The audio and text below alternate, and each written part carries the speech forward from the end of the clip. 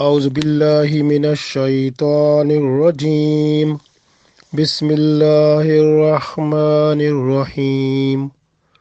وإذا سألك عبادي أني فإني قريب أجيب دعوة الداء إذا دعاني فَلْيَسْتَجِيبُوا لِي وَلْيُؤْمِنُوا بِي لَعَلَّهُمْ يَرْشُدُونَ۔ عزیز دوستو، السلام علیکم ورحمۃ اللہ وبرکاتہ۔ سورۃ البقرہ آیت نمبر 186 تلاوت کی ہے۔ حسین منظر ہے، رمضان شریف کا ذکر ہے پچھلی آیت میں، اور اس کے اگلی آیت میں بھی رمضان شریف کا ہی ذکر ہے، روزوں کا ذکر ہے، اور درمیان میں اللہ تعالیٰ نے یہ آیت عطا فرمائی دعا کے بارے میں کہ یہ دعا مانگنا جو ہے وہ اس کی اتنی اہمیت ہے کہ روزے دار جو ہیں وہ جب افطار کے وقت دعا مانگتے ہیں تو ان کی دعا رد نہیں جاتی، تو روزے دار کی دعائیں قبول ہوتی ہیں۔ تو اللہ تعالیٰ نے یہ حسین منظر پیش کیا کہ روزوں کے ساتھ دعا کا بھی ذکر فرما کر ہم پر بہت احسان کیا۔ ارشاد باری تعالیٰ جو ہوتا ہے، اس میں سب سے پہلے ہم یہ دیکھتے ہیں کہ یہ آیت کب نازل ہوئی۔ جو ہمیں تاریخ سے پتہ چلتا ہے کہ رسول اللہ صلی اللہ علیہ وآلہ وسلم سے سوال کیا گیا کہ اللہ تعالیٰ کہاں ہے؟ پھر ایک دیہاتی وہاں سے آپ صلی اللہ علیہ وسلم کے پاس آیا اور اس نے پوچھا، کیا ہمارا رب قریب ہے یا دور ہے؟ اگر قریب ہے تو ہم آہستہ سے اس کو پکاریں، اگر دور ہے تو پھر ہم اس کو اونچی آواز سے پکارا کریں۔ رسول اللہ صلی اللہ علیہ وسلم یہ سن کر خاموش رہے، تو پھر جبرائیل علیہ السلام اللہ کے رسول صلی اللہ علیہ وسلم کے پاس تشریف لائے اور یہ آیت تلاوت کی۔ ارشاد ہوتا ہے، وَإِذَا، اور جب، سَأَلَکَ، کا سوال کریں آپ سے، یعنی آپ صلی اللہ علیہ وسلم کو اللہ تعالیٰ نے فرمایا جب لوگ آپ سے سوال کریں، عبادی، میرے بندے، یعنی اللہ فرماتا ہے جب میرے بندے آپ سے سوال کریں، انی، تو میرے بارے میں، فَإِنِّي، پس ان کو بتا دو کہ میں بے شک قریب، میں ان کے بہت ہی قریب ہوں۔ یعنی جب وہ میرے بارے میں بات کریں تو آپ ان کو فرما دیں کہ میں تو ان کے بہت ہی قریب ہوں۔ فَإِنِّي قریب، یعنی ان کے بہت نزدیک ہوں۔ اجیبو، اجیبو کا مطلب ہوتا ہے جواب دینا، میں جواب دیتا ہوں۔ یعنی جب دعویٰ کا مطلب پکارنا، دائی دائی کا مطلب ہوتا ہے پکارنے والا۔ دعوت الدائی، جب پکارنے والا پکارتا ہے تو میں اس کا جواب دیتا ہوں۔ تو اللہ تعالیٰ فرماتے ہیں، اور اس کا مطلب لیتے ہیں جواب دینے کا کہ اللہ ان کی دعا کو قبول فرماتا ہے۔ تو گویا جب پکارنے والا پکارتا ہے، کوئی بھی اللہ تعالیٰ کو پکارتا ہے، اللہ تعالیٰ اس کا جواب دیتا ہے۔ اجیبو، میں جواب دیتا ہوں، دعوت الدائی، دعویٰ پکارنے کا، دائی جو پکارنے والا ہوتا ہے، گویا پکارنے والے کا میں جواب دیتا ہوں۔ اذا، جب، دعانی، وہ مجھے پکارتا ہے، یعنی جب وہ مجھے پکارتا ہے تو میں اس کا جواب دیتا ہوں۔ تو اللہ تعالیٰ فرماتا ہے تو پھر میں بھی یہ لوگوں سے ایکسپیکٹ کرتا ہوں، توقع کرتا ہوں، کیا؟ آگے اللہ اس کا بیان فرما رہے ہیں، فَلْيَسْتَجِیبُوا، پس چاہیے لوگوں کو کہ بھی وہ بھی، یستجیبو جمع کا صیغہ ہے، لوگوں کو حکم ہے جواب دو تم بھی، لی مجھے تم بھی جواب دو۔ یعنی کہ اب اللہ کو جواب کیا ہوتا ہے؟ یعنی اللہ نے جو حکم فرمایا ہے اس کو پورا کرو۔ یعنی جو اللہ نے آپ کو دعوت دی ہے کہ آپ میرا حکم مانو، میرے رسول صلی اللہ علیہ وسلم کا حکم مانو اور اپنی زندگی قرآن و سنت کے مطابق چلاؤ، تو پھر ہمیں اس پر عمل کرنا چاہیے، اور یہی اللہ فرماتا ہے فَلْيَسْتَجِیبُوا، پھر تم بھی جواب، تم بھی تو جواب دو، یا ان کو بھی جواب دینا چاہیے، تم بھی جواب دو۔ یعنی تم بھی وہ کر کے دکھاؤ جو میں نے کہا ہے۔ اللہ کا کہنا کیا ہے؟ قرآن پاک اور رسول پاک صلی اللہ علیہ وسلم کی سنت اور آپ صلی اللہ علیہ وسلم کی شریعت، یہ سب اللہ کا حکم ہے۔ تو اللہ فرماتا ہے ویسا کر کے دکھا دو۔ فَلْيَسْتَجِيبُوا لِي، بس تم بھی مجھے جواب دو۔ فَلْيَسْتَجِيبُوا، تم بھی قبول کرو کیا؟ جو میں نے آپ کو حکم دیا ہے اس کو قبول کرو، عمل کر کے دکھاؤ اس پہ۔ وَلْيُؤْمِنُوا، اور ایمان لے آؤ مجھ پر، مجھے مانو گے۔ جیسے ہم کسی کے پاس کچھ مانگنے کے لیے جاتے ہیں تو ہمیں پتہ ہے کہ اس کے پاس اتنا پیسہ ہے، اتنی چیزیں ہیں اور وہ اس قابل ہے کہ وہ ہمیں دے دے گا، تو اس کا مطلب ہمیں یقین ہوتا ہے تو اس کے پاس جاتے ہیں۔ اسی یقین کو ایمان کہتے ہیں۔ جب یقین آ جائے کہ اللہ کے پاس سب کچھ ہے تب بندہ اللہ کے پاس ہی جائے گا نا۔ تو پہلے اس لیے اللہ فرماتا ہے کہ پہلی تو بات یہ ہے کہ جو میں نے آپ کو حکم دیا ہے اس کو بھی پورا کرو، اور پھر مجھ پہ یقین لے آؤ، پورے کا پورا ایمان لاؤ کہ میں ہی تمہیں سب کچھ دوں گا، اس لیے پھر مجھ سے دعا کرو۔ وَلْيُؤْمِنُوا، اور ایمان لے آؤ بھی میرے ساتھ، یعنی میرے ساتھ ایمان لے آؤ۔ لعلہم، تاکہ تم یرشدون رشد یعنی ہدایت پاؤ، تو تم ہدایت پاؤ، بھلائی پاؤ، بہتری ہو تمہاری، دنیا بھی بہتر ہو جائے، آخرت بھی بہتر ہو جائے۔ یرشدون کا مطلب ہے اللہ تعالیٰ کی طرف سے تمہیں جو ہے رہنمائی ہو جائے، ہدایت مل جائے، بہتر ہو جائے دنیا بھی اور آخرت بھی۔ تو یہ اللہ تعالیٰ فرماتے ہیں، گویا اس میں جب ہم پڑھتے ہیں وَإِذَا سَأَلَكَ، اور جب سوال کریں آپ سے عبادی میرے بندے، انی فَإِنِّي قریب، تو بس بتا دو ان کو کہ میں تو تمہارے بے شک قریب ہوں۔ اجیب دعوت الداع، میں تو جواب دیتا ہوں، میں تو قبول کرتا ہوں دعوت الداع، جب تم پکارتے ہو، جب تم دعا کرتے ہو۔ گویا یہاں پر یہ ہے کہ جو پکارنا ہے بندے کا، اس کو دعا کے معنوں میں تفاسیر میں بتایا ہے کہ یہ جو ہے اللہ کے ہاں بندہ جب دعا کرتا ہے تو اللہ ان کی دعا کو قبول فرماتا ہے۔ اجیبو کا مطلب جواب دیتا ہوں، یعنی قبول کرتا ہوں میں۔ اذا دعانی، میں تم پکارنے والے کی دعا قبول کرتا ہوں۔ فَلْيَسْتَجِیبُوا، پس چاہیے کہ وہ بھی جواب دیں، وہ بھی قبول کریں جو میں نے ان کو حکم دیا ہے۔ لی وَلْيُؤْمِنُوا، اور مجھ پر ایمان لے آئیں، بھی یعنی میرے ساتھ، لعلہم یرشدون، تاکہ وہ ہدایت پائیں اور رحمت پائیں اور برکت پائیں اور رہنمائی ہو، زندگی بہتر ہو، آخرت بھی بہتر ہو جائے۔ تو اصل بات یہی ہے کہ جو دعا ہے یا پکار ہے، پکار کیا ہوتی ہے؟ بندہ اللہ کے حضور اس وقت جاتا ہے جب بندے کو ضرورت ہوتی ہے۔ عام طور پر آپ نے دیکھا ہوگا کہ بندہ جو ہے وہ ویسے گناہ اور غلطیاں کرتا رہتا ہے، جب اس کو ٹھوکر لگتی ہے نا، پھر کوئی اور در نہیں اس کو اس کی بات پوری کرتا، تو پھر اللہ کے ہاں جا کر آخر میں جھکتا ہے۔ تو اللہ تو پہلے ہی فرما رہا ہے کہ آپ میرے پاس آؤ، میں جو ہوں ساری آپ کی جو دعائیں ہیں قبول کرنے والا ہوں، سننے والا ہوں، میں آپ کی بات سنتا ہوں، آپ کو جواب دیتا ہوں، آپ کی دعائیں جو ہیں وہ قبول کرتا ہوں، آپ کے سوال جو ہیں وہ میں ان کو سنتا ہوں، پھر ان کو قبول کرتا ہوں۔ آپ مانگو تو صحیح، میرے پاس آؤ تو صحیح۔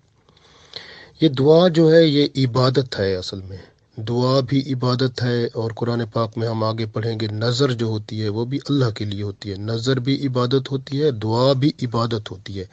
اور یہ دونوں چیزیں جو ہیں یہ اللہ سے ہی مانگنی ہوتی ہیں، کسی اور سے نہیں مانگنی ہوتی۔ آپ کسی سے جا کر دعا نہیں مانگ سکتے، کیونکہ دعا تو اس سے مانگنی ہے جو مالک مختار ہے، تو وہ اللہ ہے۔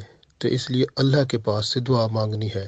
اور نظر بھی اللہ کے لیے ہوتی ہے، یعنی نظر بھی عبادت ہے اور دعا بھی عبادت ہے، اور یہ غیر اللہ سے اس کا سوال نہیں کیا جا سکتا۔ انبیاء اولیاء کا وسیلہ تو پیش کیا جا سکتا ہے، لیکن ان سے دعا نہیں مانگی جا سکتی۔ دعا صرف اللہ سے ہوتی ہے، اور آپ وسیلہ بطور آپ کہہ سکتے ہیں، کیونکہ وسیلہ کا ذکر قرآن پاک میں ایک آیت بھی موجود ہے، تو وابتغوا الیہ الوسیلہ، تو وہ پڑھیں گے انشاءاللہ جب، تو پھر اس کی وضاحت کریں گے۔ تو وسیلہ پیش کیا جا سکتا ہے کیونکہ نیک لوگوں کی وجہ سے، اس وجہ سے کہ آپ دیکھیں کہ رسول اللہ صلی اللہ علیہ وآلہ وسلم نے جو ہے وہ حضرت عمر رضی اللہ تعالیٰ عنہ اور علی رضی اللہ تعالیٰ عنہ کو یہ فرمایا تھا کہ وہ جو ہے وہ اللہ کا ایک ولی جو تھا اس کے پاس جائیں اور دعا کروائیں، ہے نا۔ اب دعا کروانے کا وہ جو ہے اللہ کے رسول صلی اللہ علیہ وسلم نے وہ بھی حکم فرمایا تھا، گویا دعا کے لیے وہ آپ کسی کے پاس جا سکتے ہیں، وہ بھی دعا کرے گا، کس سے کرے گا؟ اللہ سے کرے گا نا۔ تو دعا اللہ کے نیک بندوں سے کرائی جا سکتی ہے، اور رسول اللہ صلی اللہ علیہ وسلم نے حضرت عمر رضی اللہ تعالیٰ عنہ کو فرمایا کہ بیمار کے پاس جاؤ تو اس کے پاس دعا کراؤ، کیونکہ بیمار کی دعا جو ہے اللہ سنتا ہے۔ تو وہ اس کا مطلب ہے بیمار بھی کس سے دعا کرے گا؟ اللہ سے کرے گا۔ تو دعا تو اللہ سے کرے گا، لیکن اس وقت اس کی جو حالت ہوگی نا بیمار کی، وہ کیونکہ دنیا و مافیا سے آزاد صرف اللہ سے اس کا خالص تعلق پیدا ہو جاتا ہے، تو اس وجہ سے وہ جو صرف اللہ کی طرف مکمل طور پر رجوع کرتا ہے، تب وہ دعا جو ہے اس کی قبول ہوتی ہے، کیونکہ اللہ تعالیٰ جو ہے وہ کسی شریک کو پسند نہیں کرتا۔ تو اس وجہ سے جو ہے تو اللہ تعالیٰ جو ہے وہ ہمیشہ ہمیشہ بندے کی طرف نظر فرماتے ہیں، اس بندے کی طرف جو اس کی طرف رجوع کرتا ہے، اور جو بندوں کی طرف رجوع کرے گا تو اس کی طرف اللہ تعالیٰ رجوع نہیں فرماتے۔ اس لیے دعا کی جا سکتی ہے، کسی سے کرائی بھی جا سکتی ہے، لیکن جو بھی کرے گا وہ اللہ سے ہی کرے گا۔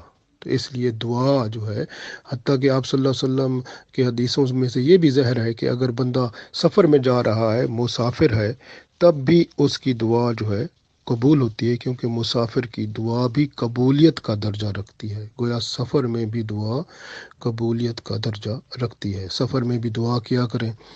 اور جب ابھی ہم آگے پڑھیں گے انشاءاللہ، فرض نمازوں کے بعد بھی دعائیں قبول ہوتی ہیں، اور رات کا پچھلا پہر جو ہوتا ہے اس میں بھی دعائیں قبول ہوتی ہیں۔ تو دعائیں قبول ہونے کی بہت سارے چانسز ہیں۔ تو اللہ تعالیٰ سے جب اللہ تعالیٰ کے بارے میں جب پوچھا گیا تو رسول پاک صلی اللہ علیہ وسلم نے فرمایا، یہ آیت نازل ہوئی تو فرمایا کہ اللہ فرماتا ہے میں تو آپ لوگوں کے قریب ہوں، اور میں آپ کی ہر بات کو سنتا ہوں اور اس کا جواب دیتا ہوں۔ تو یہ کتنی حسین بات ہے۔ اور اسی کو جو ہے نا آپ دیکھیں کہ سورہ کاف کی آیت نمبر 16 میں بھی اللہ تعالیٰ نے ارشاد فرمایا وَنَحْنُ أَقْرَبُ إِلَيْهِ مِنْ حَبْلِ الْوَرِيدِ، اور ہم انسان سے اس کی رگ جان سے بھی زیادہ قریب ہیں۔ حبل الورید یعنی بندہ جو ہے نا، جیسے دل میں جہاں رگ جو دل کو خون پہنچاتی ہے وہ کتنا قریب ہوتی ہے، وہ ختم ٹوٹ جائے پھٹ جائے تو بندہ مر جاتا ہے۔ تو اللہ فرماتا ہے وہ آپ کے اتنا قریب ہے تو ہم اس سے بھی زیادہ قریب ہیں آپ کے۔ تو اللہ تو اتنا قریب ہے، آپ دیکھیں آپ اس قریب کو چھوڑ کر بندہ دور کے پاس جائے کسی سے، اور تو یہ کیسی بات ہے پھر دیکھیں۔ تو اس لیے اللہ ناراض ہوتا ہے۔ ہمیشہ ناراضگی اسی وقت ہوتی ہے جب بندہ جو ہے وہ اصل مالک جو ہے اس کو چھوڑ کر کسی اور کی طرف رجوع کرتا ہے، تو وہ شریک کرتا ہے۔ شرکت یہی ہوتی ہے، اور کیا ہوتا ہے۔ تو ہاں، اگر کوئی بندہ اللہ کے قریب ہے، پتہ ہے یہ بہت متقی ہے، پرہیزگار ہے، نیک ہے، ہاں اس سے دعا کرائیں، کیونکہ وہ اللہ کے قریب ہے۔ صاحب ظاہر ہے وہ اس سے دعا کرائیں گے، وہ اللہ کے قریب ہے، وہ بھی اللہ سے دعا کرے گا، تو اللہ سے دعا کرے گا تو اللہ تعالیٰ اس کی وجہ سے اگر وہ آپ کی دعا قبول کر لے گا، آپ کی بات بھی وہ عرض کر دے گا، تو اللہ تعالیٰ مہربانی فرما دے گا۔ تو یہ بہتر ہے کسی سے دعا کرانے کے لیے، یہ جو ہے تو بہتر عمل ہے۔ تو کتنا خوبصورت عمل ہے۔ دعا ضرور کرائیں، اور لیکن یہ سمجھیں کہ دعا ہمیشہ کی اللہ سے جاتی ہے اور بندوں سے نہیں کی جاتی۔ ایسے جو ہے نا، اگر آپ چاہیں کہ ہم کہیں کہ قبر والا جو ہے نا مجھے دے دے، وہ دعا اس سے کریں قبر مجھے جو ہے نا وہ بخش دے، تو مجھے فلاں چیز دے دے، تو وہ دے، قبر والا نہیں دے سکتا۔ ہاں اللہ تعالیٰ دے تو ممکن ہے، کیونکہ اللہ کے پاس ہے سب کچھ۔ اس لیے جو ہے شریعت جو ہے اس میں ہر چیز کھل کے بیان ہو گئی ہے، چاہے قبر والا بندہ ہو، چاہے کوئی پیر صاحب بیٹھا ہو، بڑا بزرگ بیٹھا ہو، ہاں اس کو یہ کہہ سکتے ہیں کہ دعا ہمارے لیے کرو، وہ دعا ضرور کریں گے، وہ اللہ سے کرے گا دعا۔ لیکن یہ نہیں ہے کہ آپ کہیں وہ بندہ آپ کی دعا قبول کرے، وہ کچھ دے، کیونکہ وہ سب جو ہے اللہ کی طرف سے آتا ہے۔ تو لہٰذا دعا جو ہے وہ اللہ سے ہی کی جاتی ہے، اور اسی طرح نظر جو ہوتی ہے وہ بھی اللہ سے ہی ہو۔ دعا اور نظر دونوں عبادتیں ہیں، اور عبادت جو ہے وہ اللہ کی ہوتی ہے، اور اللہ کی عبادت جو ہے وہ اس میں کوئی غیر نہیں اس بندے کو رکھا جاتا، تو اگر غیر کوئی بندہ اس میں شامل کرے گا تو وہ شرک کرے گا، غیر اللہ کی عبادت حرام ہوتی ہے۔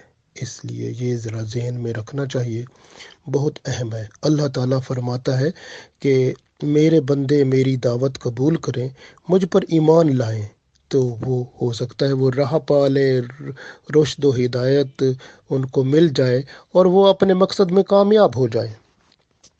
تو یہ بات ہے نا، اصل بات یہ ہے کہ اپنے مقصد میں وہ کامیاب ہو جائیں۔ بعض اوقات دعا کرتے ہوئے سال ہا سال گزر جاتے ہیں لیکن دعا قبول نہیں ہوتی۔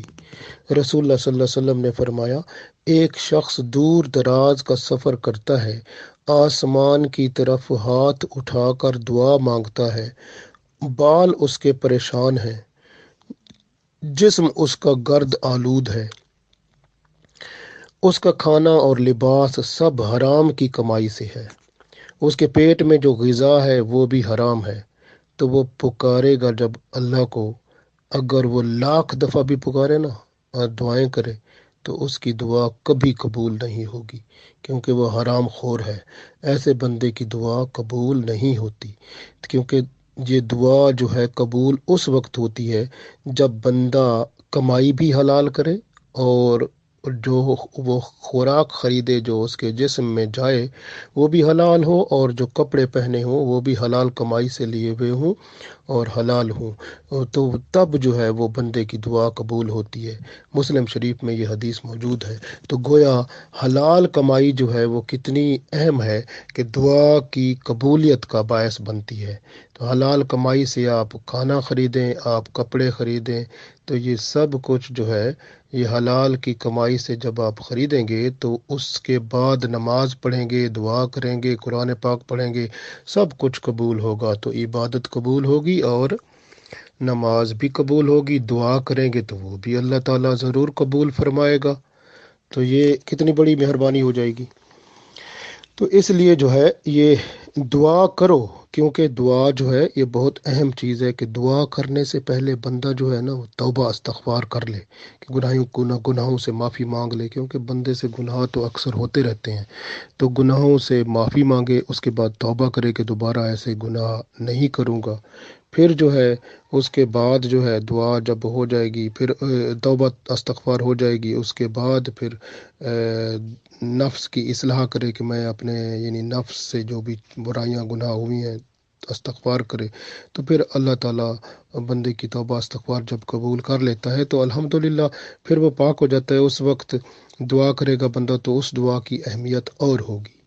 اس لیے کہا گیا کہ وہ بندے جو ہیں نا جو اپنی نفس کی اصلاح کر لیتے ہیں، توبہ استغفار کر لیتے ہیں، پرہیزگار ہوتے ہیں، ان کے اندر خوف خدا ہوتا ہے، ان سے دعا کرائی جائے وہ بھی قبول ہوتی ہے۔ جس طرح کہ میں نے پہلے عرض کیا تھا کہ حضرت عمر رضی اللہ تعالیٰ عنہ اور حضرت علی رضی اللہ تعالیٰ عنہ کو رسول پاک صلی اللہ علیہ وسلم نے فرمایا تھا کہ آپ اویس کرنی رضی اللہ تعالیٰ رحمۃ اللہ علیہ سے جا کر آپ دعا کروائیں امت کے لیے، تو وہ اس لیے تھا کہ اللہ تعالیٰ نے اویس کرنی رحمۃ اللہ علیہ کو اللہ تعالیٰ نے اتنی وہ خصوصی کرم اور فضل عطا فرمایا تھا جس کو آپ صلی اللہ علیہ وسلم نے دیکھ لیا تھا، تو آپ صلی اللہ علیہ وسلم ان کے دل کی حالت کو جانتے تھے، اور ان کے دل میں جو اللہ کی محبت اور چاشنی ہے اس کو انہوں نے دیکھ لیا تھا، اس لیے انہوں نے حضرت عمر رضی اللہ تعالیٰ عنہ اور علی رضی اللہ تعالیٰ عنہ کو فرمایا تھا کہ آپ جو ہے اویس کرنی رضی اللہ تعالیٰ عنہ سے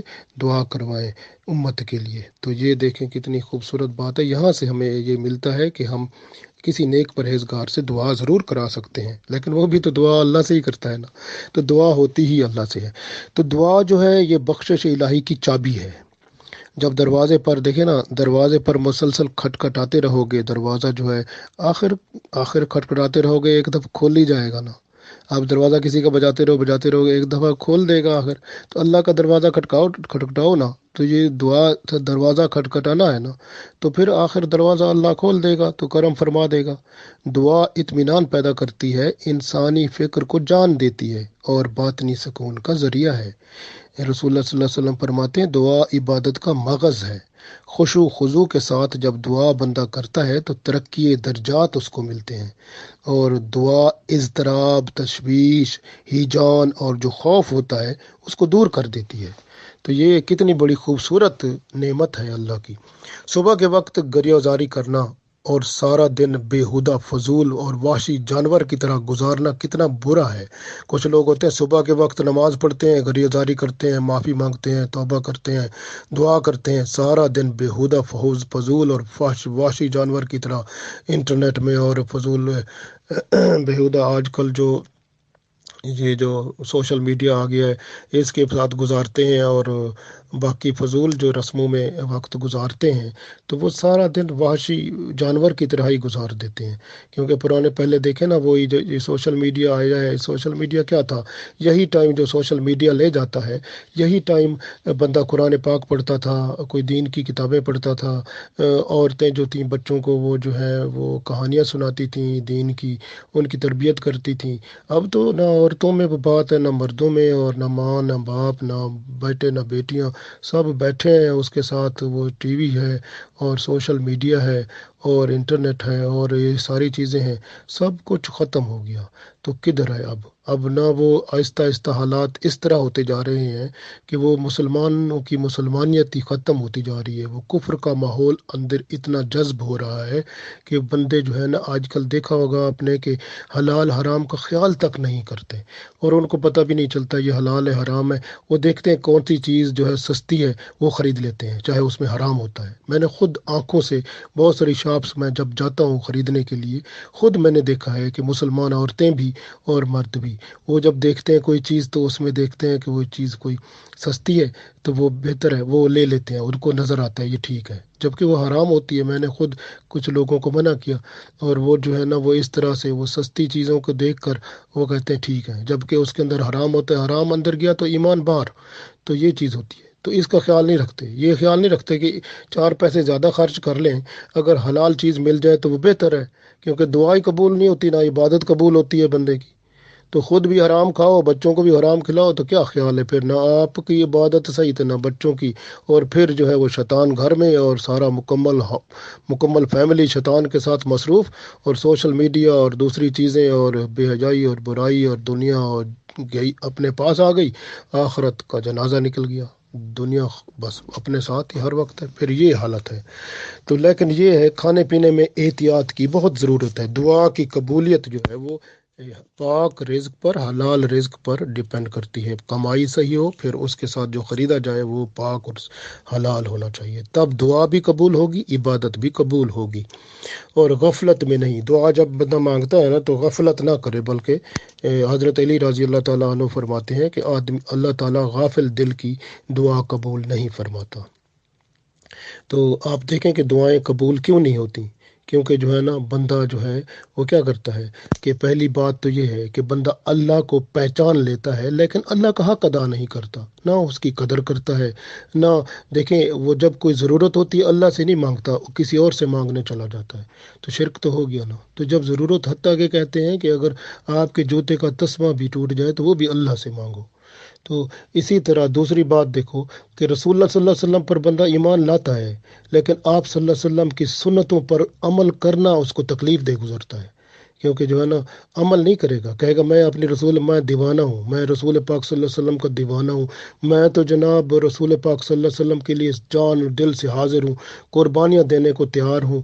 بس پھر وہ دعائیں وہ نعرے مارے گا، سب کچھ کرے گا، لیکن اس کو کہو اللہ کے بندو دیکھ تو صحیح تیرے کردار میں کوئی ایک سنت رسول صلی اللہ علیہ وسلم تو نظر آئے نا، تو وہ اس سنت رسول صلی اللہ علیہ وسلم پر عمل کرنا اس کو تکلیف ہو جائے گی۔ تو یہ بات ہے، بندہ کہتا ہے میں رسول پاک صلی اللہ علیہ وسلم پر ایمان لاتا ہوں، ان سے محبت کرتا ہوں، ان سے پیار کرتا ہوں، لیکن آپ صلی اللہ علیہ وسلم کی بتائے ہوئے طریقے پر، شریعت پر چلنا اس کو تکلیف دہ گزرتا ہے، تب دعویٰ اس کا سارا فضول گیا۔ اسی طرح آپ دیکھو ایک کتاب بندہ پڑھتا ہے، तीसरी बात है ना कि किताब पढ़ता है, कुरान पाक है ना, किताब पढ़ता है, किताब पढ़ेगा लेकिन अरबी में पढ़ेगा, बस उसको पता नहीं है कि इसका मतलब क्या है, इसका मीनिंग क्या है, अल्लाह चाहता क्या है हमसे।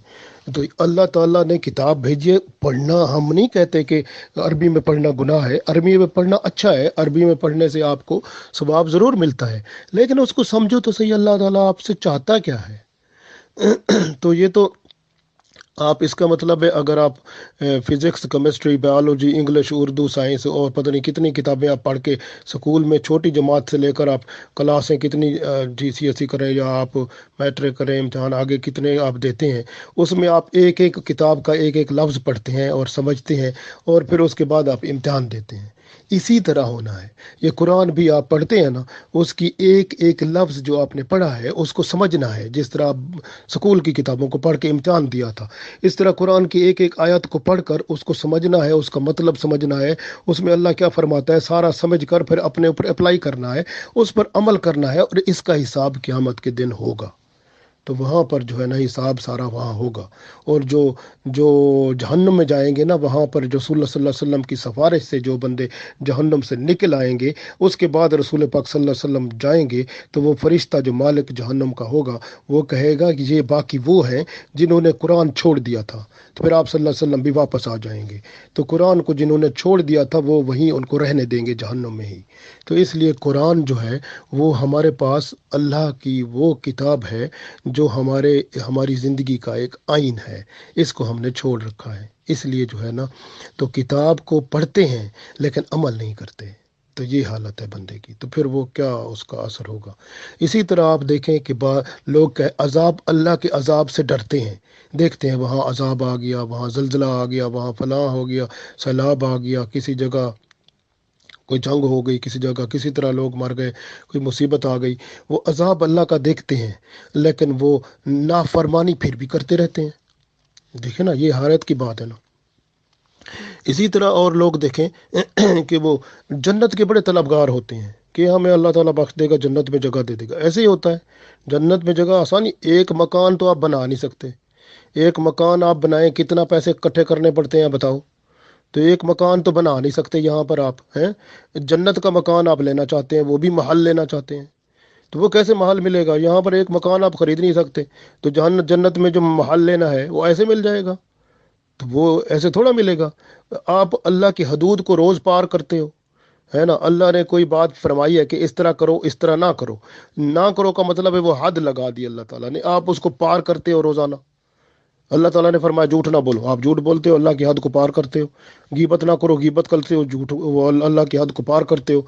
तोहमत लगाते हो, तोहमत लगा के, आजकल तोहमत का बाजार गर्म है, पैसे देते हैं लोग तोहमत लगाने वालों को, लो भाई तोहमत लगाओ फलां पे, इस तरह करो उस तरह करो, पैसे देते हैं, वजीर बना देते हैं और पता नहीं क्या क्या बना देते हैं। तोहमत लगाओ, माल कमाओ, ये है हालत है।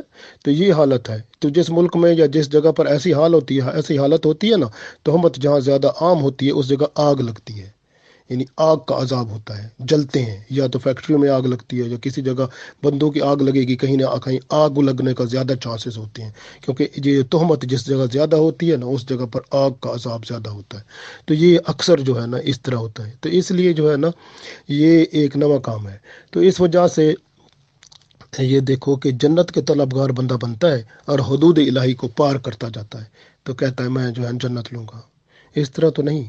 तो जन्नत की कीमत यहाँ अदा करनी होगी, अपने आप को बचाना होगा गुनाहों से, बेहयाई से, बुराई से। जो अल्लाह ताला ने हदूद लगाई हैं उससे पार नहीं जाना है, बस उसके अंदर रहना है। इसलिए मोमिन की ज़िंदगी जो होती है कैद खाने की तरह होती है।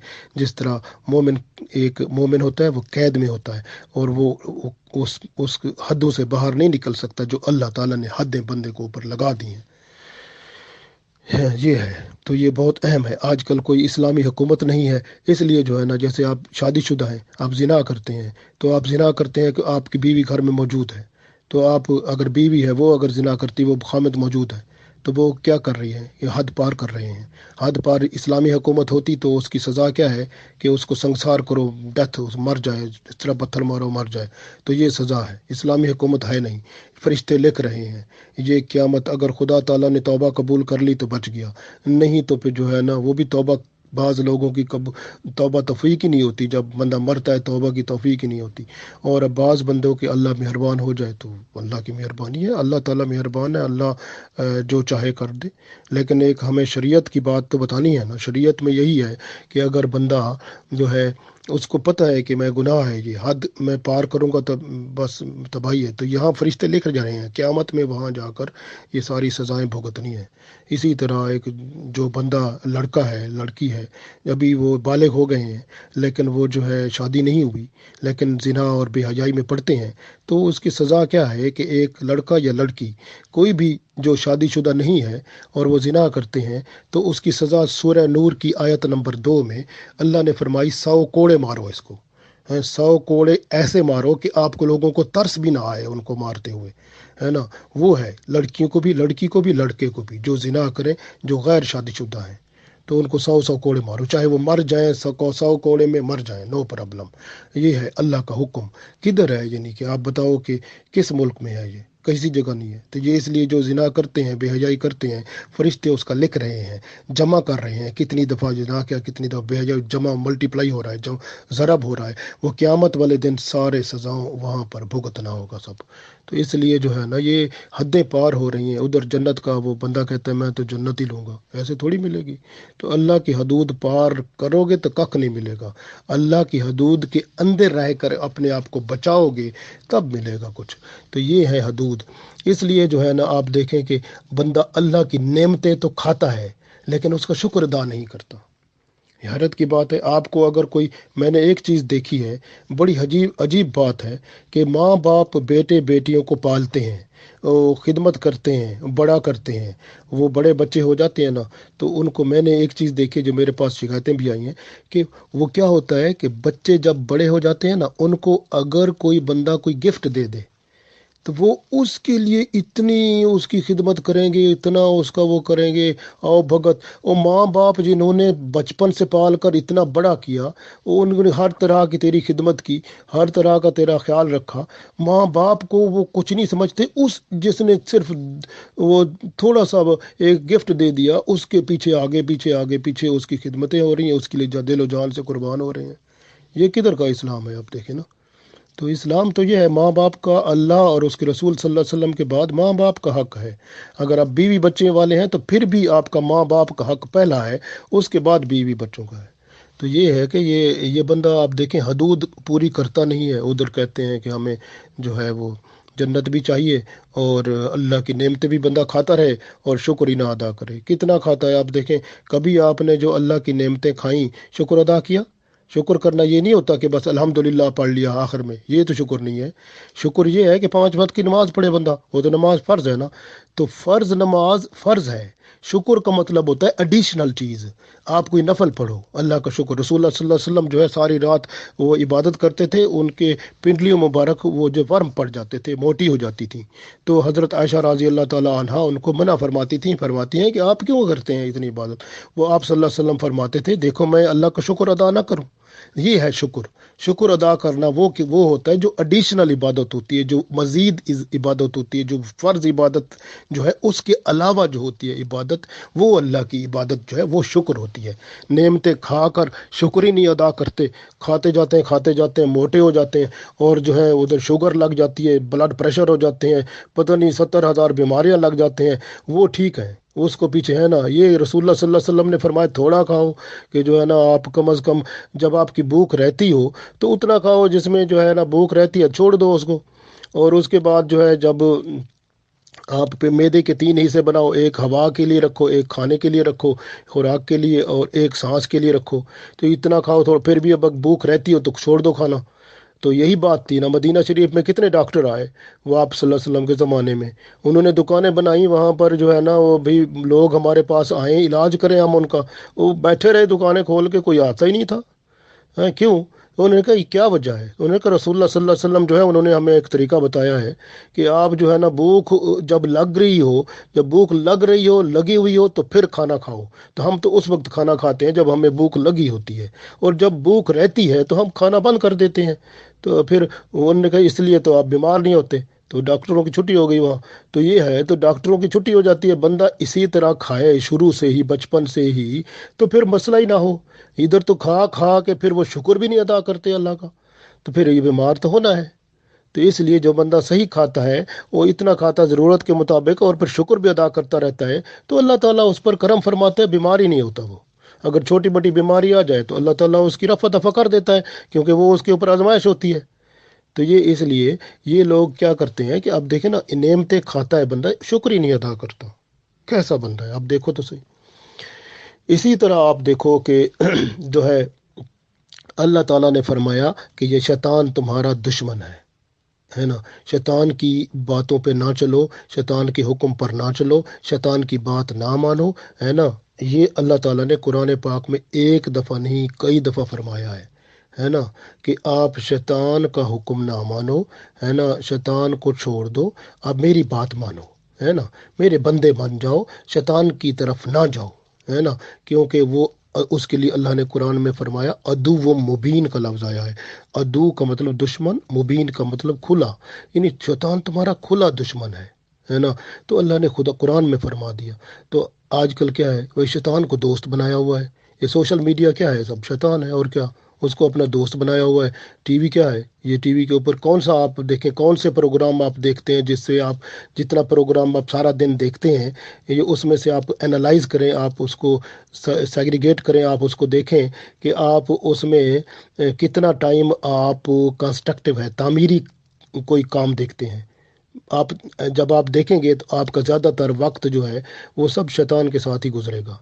तो यही होता है। ये फिक्शन क्या है, ये सब शैतान है। फिक्शन आप चाहे आप वो किताब ले लो, नावल ले लो, कोई और चीज़ ले लो, फिक्शन की कोई किताब ले लो, तो वो आप खुद पढ़ेंगे जब, तो वो साफ ज़ाहिर है फिक्शन क्या होता है, झूठ होता है, शैतान के साथ बात हो रही है, तो वो सब शैतान है। तो इसी तरह से आप देखो ना, फिल्म हो, ड्रामा हो, ये सब चीज़ें, बाकी जो सेक्सुअल और इस तरह की चीज़ें और चस्के, ये सब चीज़ें क्या है, शैतान है ना। शैतान के चस्के हैं और बस टेस्ट हैं इस खाने पीने के, बेहयाई के, सब ये चीज़ें किसके साथ ताल्लुक़ पैदा करती हैं, शैतान के साथ। तो इसलिए अल्लाह ने फरमाया कि शैतान को दुश्मन समझो, इन्होंने दोस्त बना लिया, तो फिर किधर दुआएं कबूल हो और किधर अल्लाह ताला की तरफ कुर्बत हो।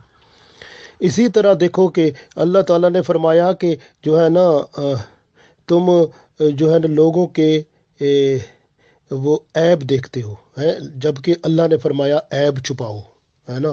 क्योंकि अल्लाह का एक नाम है सत्तारुल अयूब।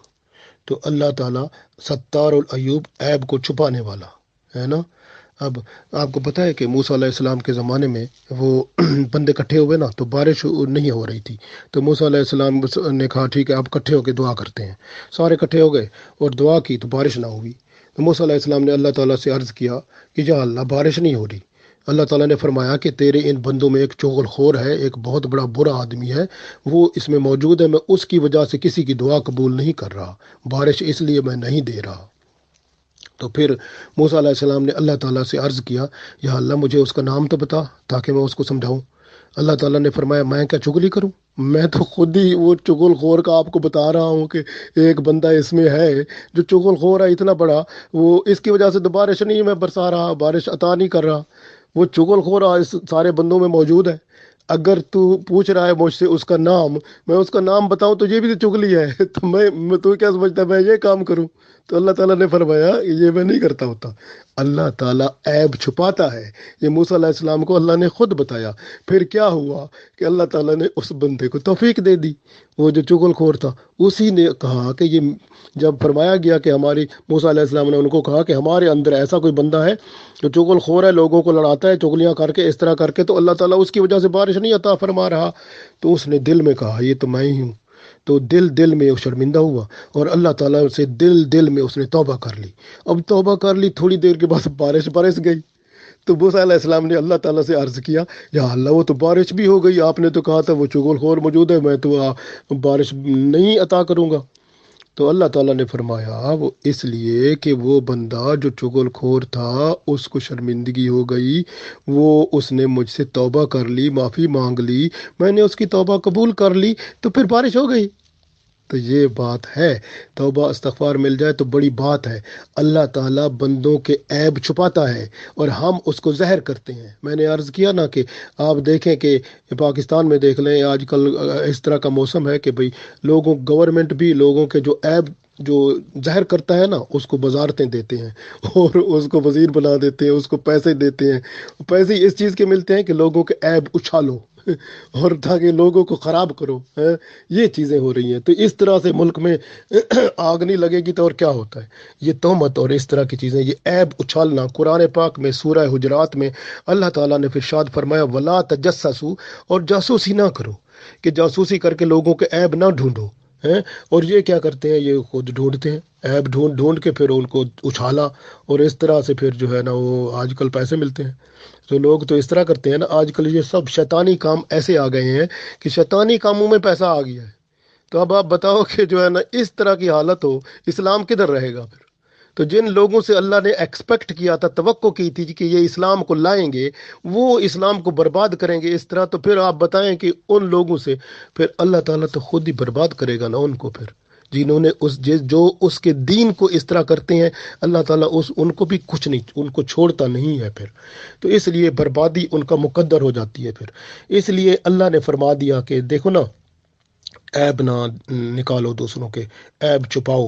اور لوگوں کے بندہ کیا کرتا ہے؟ عیب دیکھتا ہے، لیکن حیرت کی بات ہے اس کو اپنے عیب نظر نہیں آتے۔ ہر بندہ دوسروں کے عیب دیکھتا ہے، اس کو اپنے عیب نہیں نظر آتے کہ میرے اندر بھی تو اس طرح کی خرابیاں ہیں نا، میں بھی تو اندر کا صاف تھوڑا ہوں۔ کون سا بندہ ہے، آپ بتاؤ کون سا بندہ ہے جو کہے کہ میں 100% بالکل پیور ہوں؟ ہر بندے میں کوئی نہ کوئی غلطی ہوتی ہے، میرے اندر بھی ہوتی ہے، ہر بندے میں ہوتی ہے۔ لیکن کیا ہوتا ہے؟ اچھا آدمی کون ہوتا ہے؟ وہ اگر غلطی ہو، نقص پیدا ہو جائے تو وہ نقص کو ٹھیک کر لے اسی وقت۔ جیسے آپ دیکھیں، آپ مشین ہے، آپ کی مشین چل رہی ہے کوئی، تو مشین میں خرابی ہو جائے تو رک جائے گی نا، تو اس کو آپ ٹھیک کر دیں گے، دوبارہ چلنا شروع کر دے گی۔ تو اسی طرح ہمارے اندر بھی ایک مشین ہے، یہ مشین جسم کی نہیں، وہ مشین جو روح کی ہے، وہ مشین کا تعلق اللہ سے ہے، وہ مشین چلتی رہتی ہے، اللہ کے ساتھ تعلق قائم رہتا ہے۔ لیکن تھوڑی سی خرابی پیدا ہو جائے، اللہ سے تعلق کٹتا ہے۔ وہ جب کٹے تو بندے کو پتہ ہے کس وجہ سے کٹا ہے، مجھ سے کوئی غلطی ہو گئی ہے، فوراً بندہ اس کو ٹھیک کرنے کے لیے توبہ کرے، استغفار کرے، دوبارہ وہ رابطہ جوڑ دے مشین کا رب کے ساتھ، تو وہ جڑتا رہتا ہے، ٹھیک رہتا ہے تعلق پھر۔ اسی طرح اچھا انسان وہی ہوتا ہے جو ہی اس سے غلطی ہو، کوئی گناہ ہو، فوراً توبہ کر لے، معافی مانگ لے اور اللہ کے حضور پیش ہو جائے۔ اگر اس سے ظلم ہوا ہے کسی بندے پر تو اس سے معافی مانگ لے، ظلم جس پر کیا ہے اس سے معافی مانگے، بخشوا لے۔ اگر وہ جو ہے اس سے کسی کا حق مارا ہے اس نے، تو حقوق معاف کرائے اس سے، وہ اس سے، اور پھر جو ہے نا اسی طرح جو ہے نا پھر اللہ کے حضور جو ہے حاضر ہو جائے۔ اگر کسی پر ظلم کیا ہے تو اس کا کفارہ دے، اس سے ملے۔ اگر بندہ مر گیا ہے جس پہ ظلم کیا ہے تو اس کا کفارہ دے، اس کے لیے کچھ اس کے لیے اللہ سے دعا کرے، صدقہ خیرات کرے اس کے لیے، تاکہ وہ جو ہے نا بچے بندہ اس طرح سے۔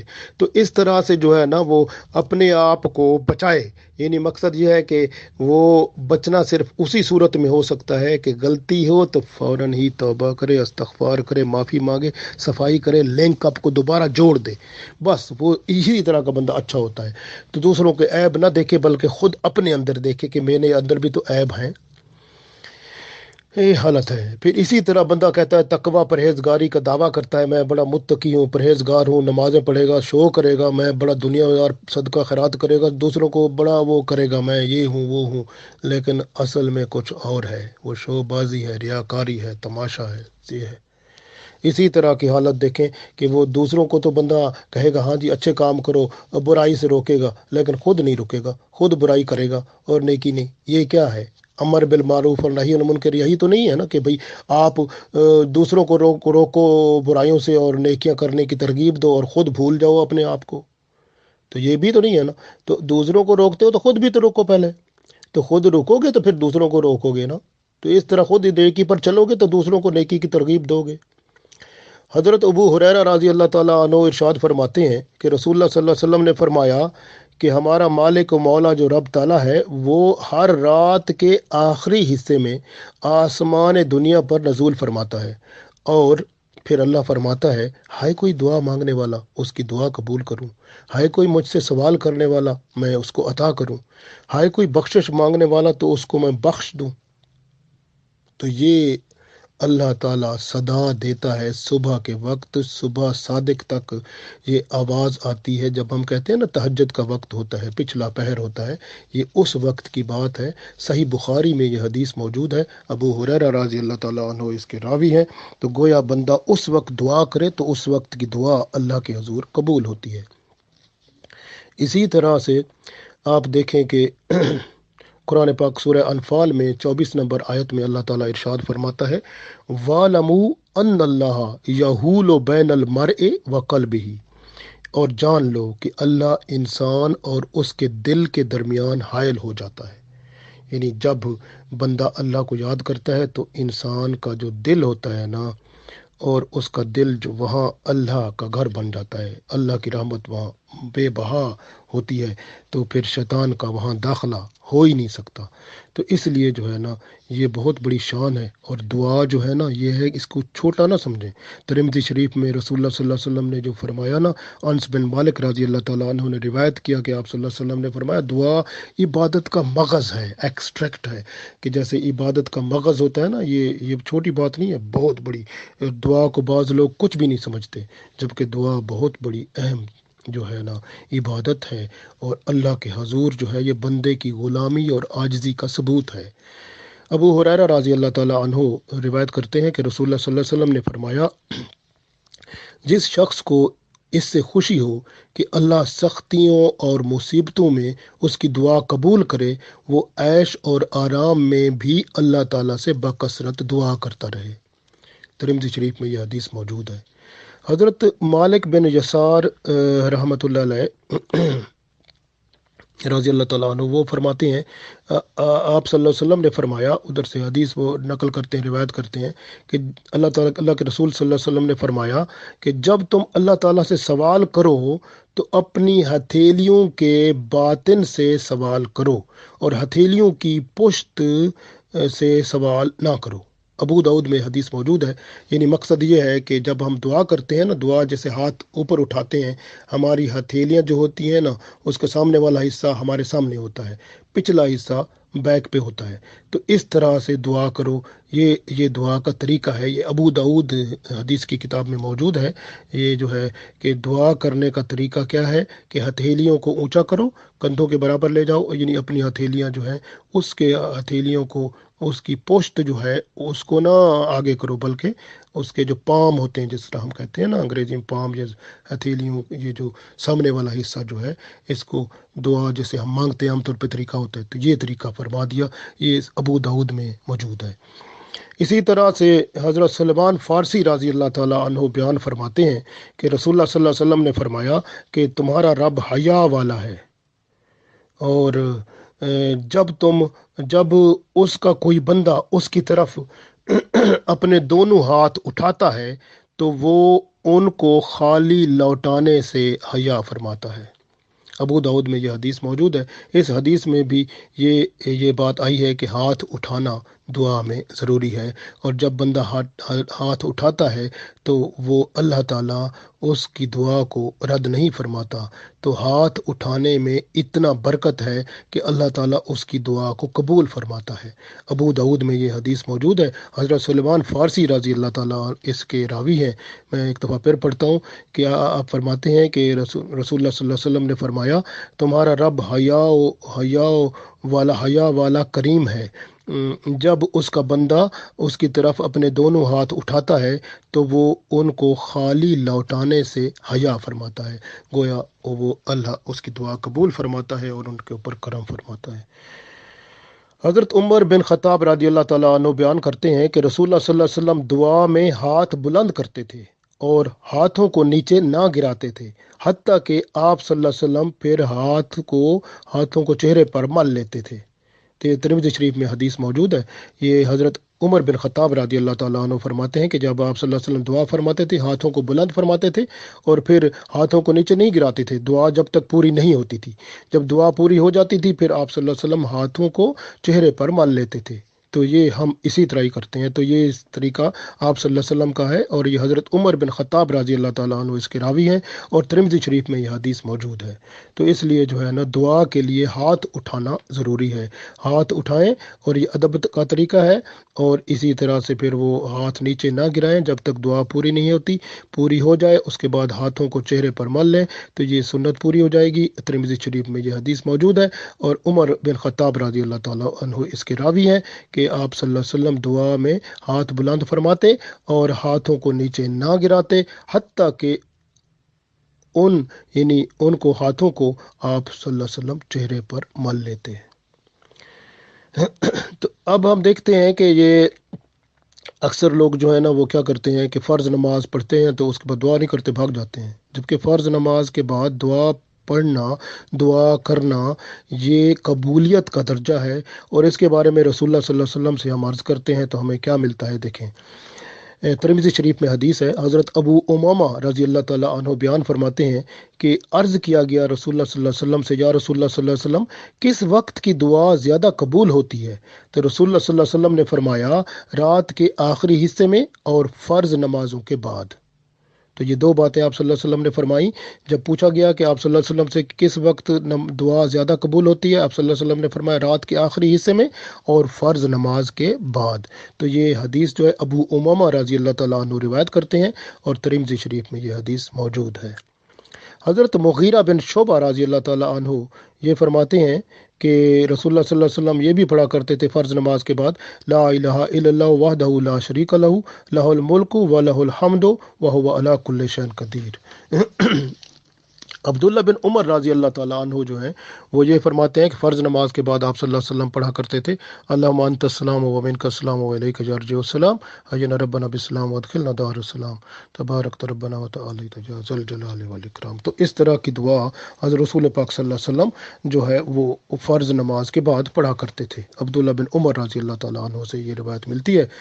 حضرت ام سلمہ رضی اللہ تعالیٰ عنہا فرماتی ہیں کہ آپ صلی اللہ علیہ وسلم صبح کی نماز کا سلام پھیرنے کے بعد یہ دعا فرماتے تھے، جس کا مطلب ہے اے اللہ میں تجھ سے علم نافع، پاک رزق اور عمل مقبول کا سوال کرتا ہوں۔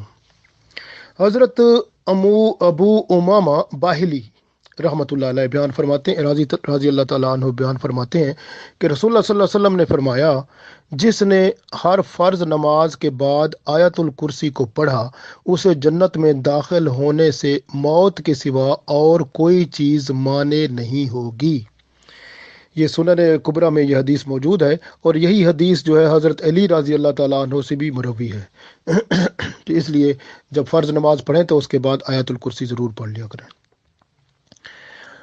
حضور پاک صلی اللہ علیہ وسلم نے معاذ بن جبل رضی اللہ تعالیٰ عنہ کو یہ دعا سکھائی کہ وہ نماز پڑھنے کے بعد یہ دعا ضرور پڑھا کریں، اللہم آئنی علی ذکرک و شکرک و حسن عبادتک۔ حضرت عقبہ بن عامر رضی اللہ تعالیٰ عنہ بیان کرتے ہیں کہ مجھے رسول اللہ صلی اللہ علیہ وسلم نے حکم دیا کہ میں ہر نماز کے بعد معوذات یعنی کہ سورہ فلق اور سورہ ناس پڑھا کروں۔ تو یعنی کہ حضرت عقبہ بن عامر رضی اللہ تعالیٰ عنہ کو رسول پاک صلی اللہ علیہ وسلم نے فرمایا کہ ہر نماز کے بعد سورہ فلق اور سورہ ناس وہ پڑھا کریں۔ تو یہ سورہ فلق سورہ ناس ہر نماز کے بعد پڑھنے سے بندے پر جادو اور ٹونے اور بڑے جو شیطان کے فتنے ہیں اس سے بندہ بچ جاتا ہے۔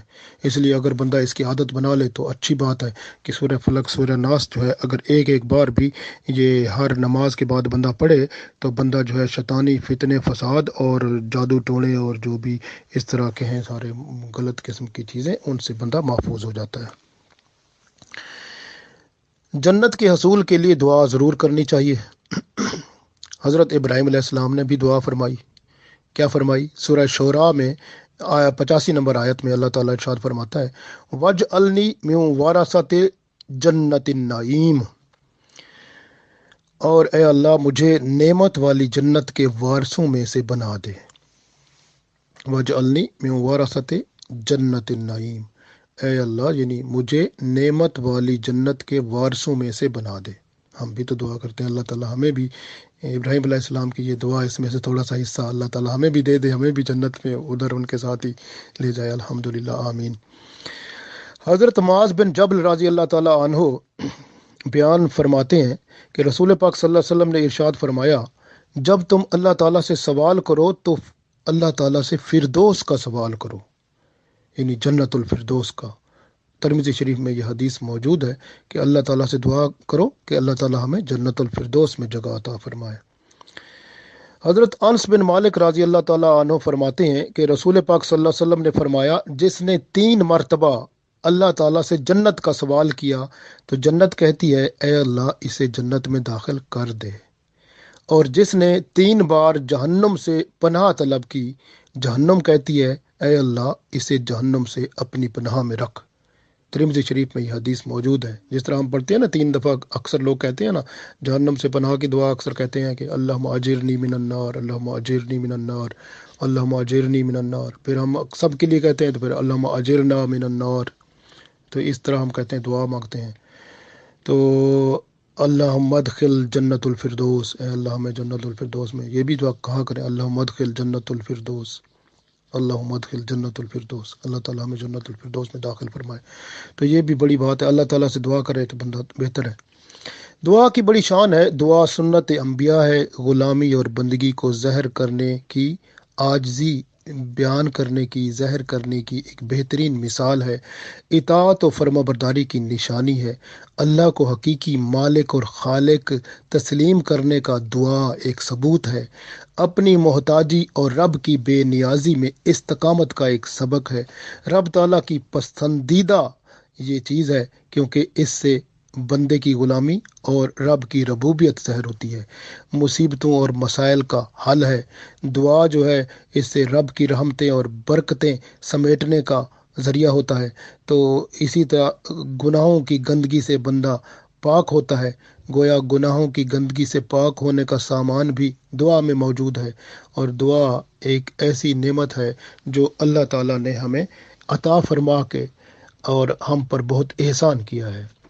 اب دعا کے دیکھتے ہیں کہ اس میں شرائط کیا ہونی چاہیے، دعا بندہ مانگتا ہے تو اس میں کیا شرط ہونی چاہیے۔ پہلی بات جو میں نے پہلے بھی عرض کی تھی کہ پہلے تو بندہ توبہ استغفار کر لے، معافی مانگ لے، تو استغفار کرے، اس کے بعد توبہ کر لے گناہوں سے، اور پھر دوسری بات جو سب سے اہم ہے کہ لقمہ حلال ہو، بندے کا کھانا پینا پاک ہو، اور کسب حلال یعنی بندہ نے حلال کمائی سے لایا ہو، حلال کمائی سے مال لیا ہو کھانے پینے کا، اور کھانا پینا حلال ہو، اور اس کا کپڑا شپڑا جو کپڑے پہنے ہیں وہ سب کچھ حلال ہو، تو پھر جو ہے نا وہ دعا کی قبولیت کی پہلی یہ شرط پوری ہو جاتی ہے۔ اس کے بعد بندہ دونوں ہاتھ اٹھا کر دعا کرے، کیونکہ حدیثوں میں آتا ہے کہ ہاتھ اٹھا کر جو دعا کرتا ہے تو وہ دعا کبھی رائے گاہ نہیں جاتی، اور ہتھیلیوں کا باطنی حصہ جو ہوتا ہے وہ اپنی طرف ہو اور کندھوں کے برابر بندہ لے جائے، اور دعا کے بعد جو ہاتھوں کو چہرے پر پھیر لے۔ یہ جو میں نے باتیں بتائی ہیں یہ ساری باتیں ابو داؤد میں اور ترمذی شریف میں موجود ہیں، تو اس لیے جو ہے نا یہ اس طرح بندہ کرے۔ حضرت عبداللہ بن مسعود رضی اللہ تعالیٰ عنہ فرماتے ہیں، جب تم میں سے کوئی شخص دعا کرے تو پہلے اللہ تعالیٰ کی حمد و ثنا بیان کرے جس کا وہ اہل ہے، یعنی اللہ تعالیٰ کی حمد و ثنا بندہ بیان کرے، پھر رسول پاک صلی اللہ علیہ وسلم پر درود و سلام بھیجے، اس کے بعد سوال کرے، یعنی جو دعا مانگتا ہے پھر کرے تو اس کی مقبولیت متوقع ہے۔ یہ جو حدیث ہے مجمع زوائد میں موجود ہے۔ تو دل کو جب بندہ دعا کر رہا ہو دل کو حاضر رکھے، کہ دل ذہن اور ہر جگہ سے حاضر ہو، دعا کی طرف غفلت نہ کرے، تو مقصد دعا بندہ سامنے رکھے۔ امام بخاری رحمۃ اللہ علیہ حضرت انس رضی اللہ تعالیٰ عنہ سے روایت کرتے ہیں کہ رسول پاک صلی اللہ علیہ وسلم نے فرمایا، جب تم میں سے کوئی شخص دعا کرے تو پورے عزم سے سوال کرے، یوں نہ کہے اے اللہ اگر تو چاہے تو مجھے عطا کر، یعنی یہ صحیح بخاری میں حدیث موجود ہے، گویا یہ نہ کہے بندہ کہ اللہ اگر تو چاہے تو مجھے عطا کر، تو نہ چاہے تو نہ عطا کر، یہ نہیں کہنا، بلکہ آپ کہہ دو واقعی یہ مجھے چاہیے، بس دے یا اللہ، میں اللہ تعالیٰ سے مانگو بس۔ تو یہ جو ہے یہ یعنی حکم اللہ کے رسول صلی اللہ علیہ وسلم نے یہ فرمایا اس حدیث میں، یہ صحیح بخاری میں حدیث موجود ہے۔ حضرت جابر رضی اللہ تعالیٰ عنہ روایت کرتے ہیں کہ رسول اللہ صلی اللہ علیہ وسلم نے فرمایا، جب تم میں سے کوئی شخص دعا کرتا ہے اللہ تعالیٰ اس کی دعا قبول فرماتا ہے یا اس سے اس کی مثل کوئی برائی دور کر دیتا ہے، بشرطے کہ وہ گناہ کی دعا نہ کرے اور نہ قطع رحم کی دعا کرے۔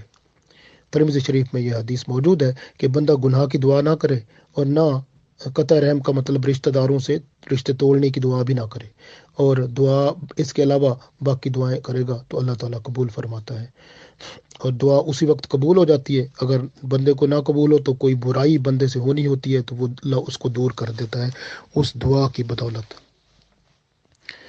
حضرت عبداللہ بن عمر رضی اللہ تعالیٰ عنہ روایت کرتے ہیں کہ آپ صلی اللہ علیہ وسلم نے فرمایا، اے لوگو، جب تم اللہ تعالیٰ سے دعا کرو تو قبولیت کے یقین کے ساتھ دعا کرو، کیونکہ اللہ تعالیٰ اس شخص کی دعا قبول نہیں کرتا جو غافل دل سے دعا کرتا ہے۔ تو اس لیے غافل دل سے دعا نہیں کرنا، دعا کرنی ہے تو پھر مطلب بندہ اٹینشن ہو کے کرے، چست ہو کے کرے، دماغ، ذہن اور دل سے حاضر ہو کر کرے۔ اب ہم دیکھتے ہیں کہ کون سا وقت ہوتا ہے جب دعا قبول ہوتی ہے۔ تھوڑی سی اس کے بارے میں دیکھیں کہ جو رسول پاک صلی اللہ علیہ وسلم سے بات ملتی ہے وہ یہ ہے کہ بھئی بندہ رات کے آخری حصے میں دعا کرے، یہ سب سے اہم بات ہے۔ پھر یوم عرفہ جو ہوتا ہے اس میں بھی دعا قبول ہوتی ہے، فرض نمازوں کے بعد دعا قبول ہوتی ہے، قبولیت کے جو ایام ہیں یعنی کہ جیسے حج کے جو 10 دن ہوتے ہیں ان میں بھی، اور رمضان میں بھی دعائیں قبول ہونے کے چانسز ہیں اس میں بھی، اور جمعہ کا دن بھی قبولیت کا دن ہے۔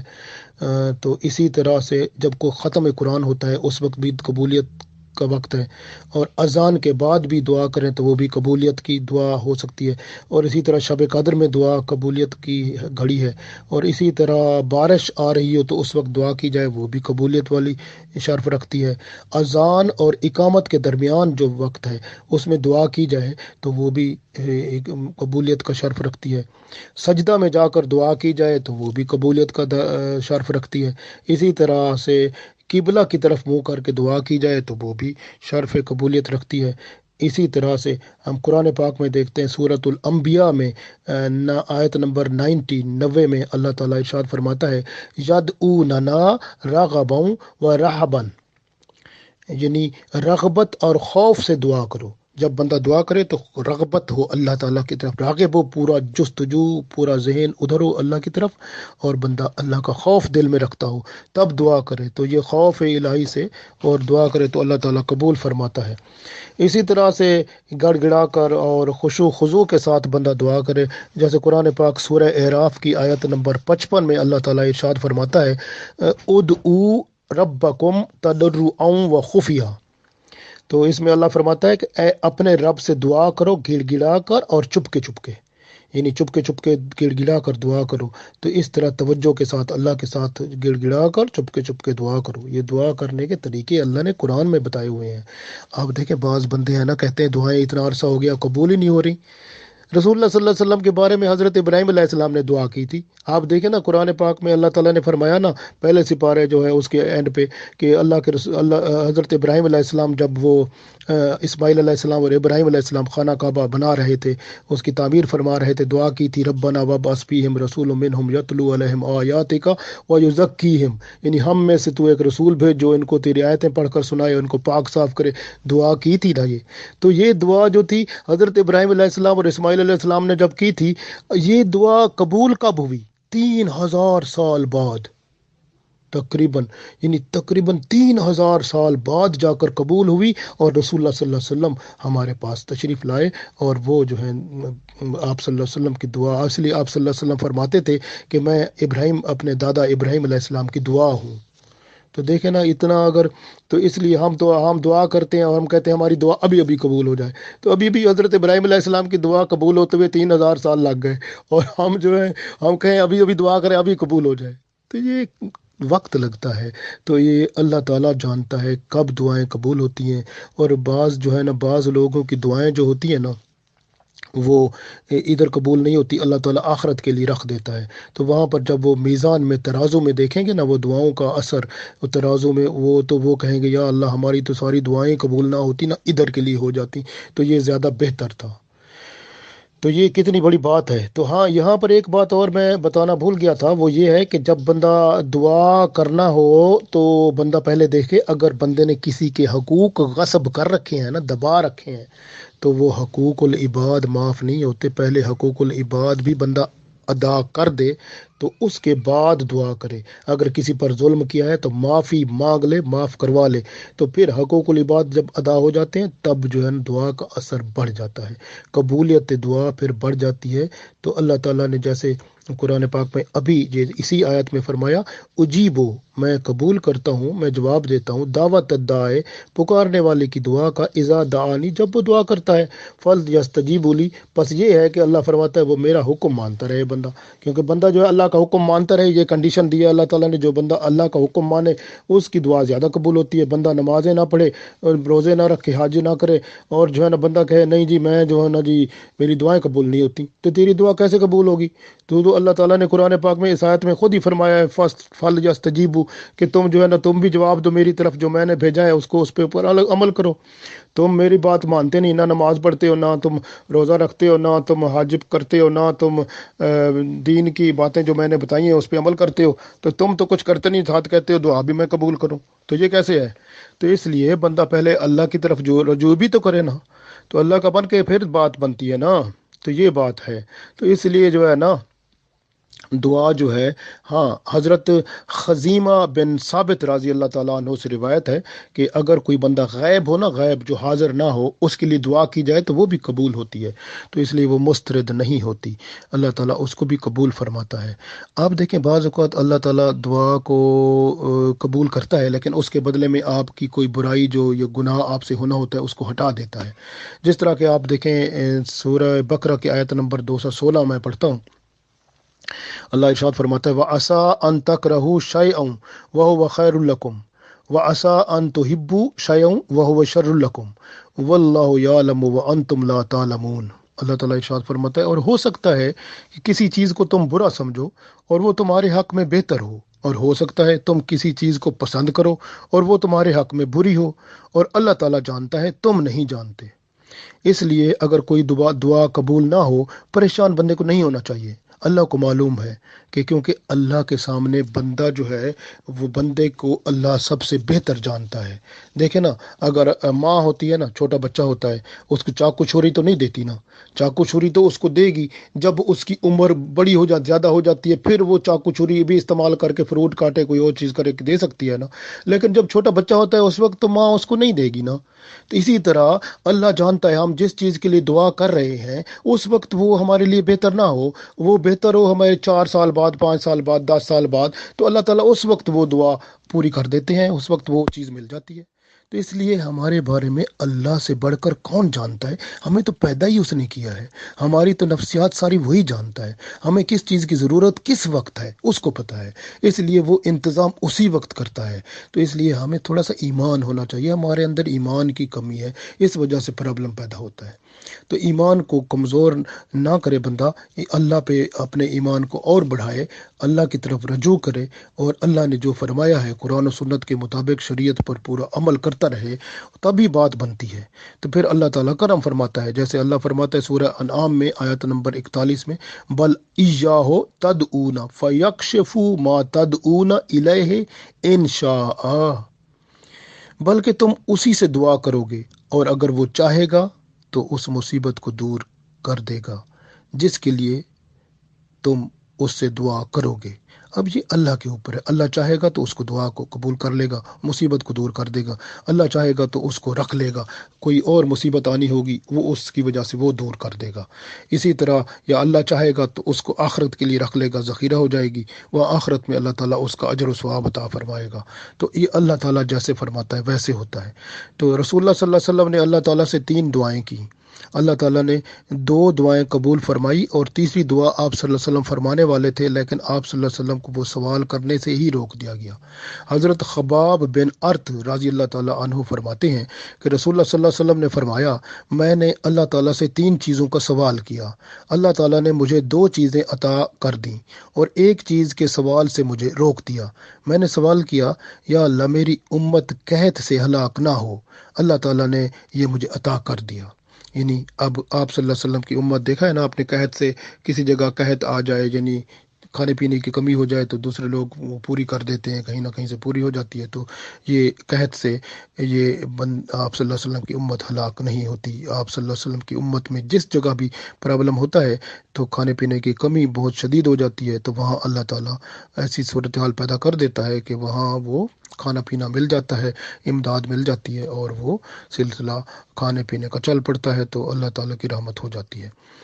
इसी तरह दूसरी दुआ फरमाते हैं, मैंने अर्ज़ किया कि इनका मुखालिफ दुश्मन इन सब पर मुसल्लत ना हो, अल्लाह ताला ने वो भी अता फरमा दिया। अब देखें ना, मुखालिफ हमारा दुश्मन, मुसलमानों का दुश्मन जो मुखालिफ होता है, वो जब मुसल्लत होता है तो किसी एक मुल्क का पर हो जाता है, किसी दो मुल्कों पर हो जाएगा, तीन पर हो जाएगा, सारी उम्मत पर वो मुसल्लत नहीं हो सकता।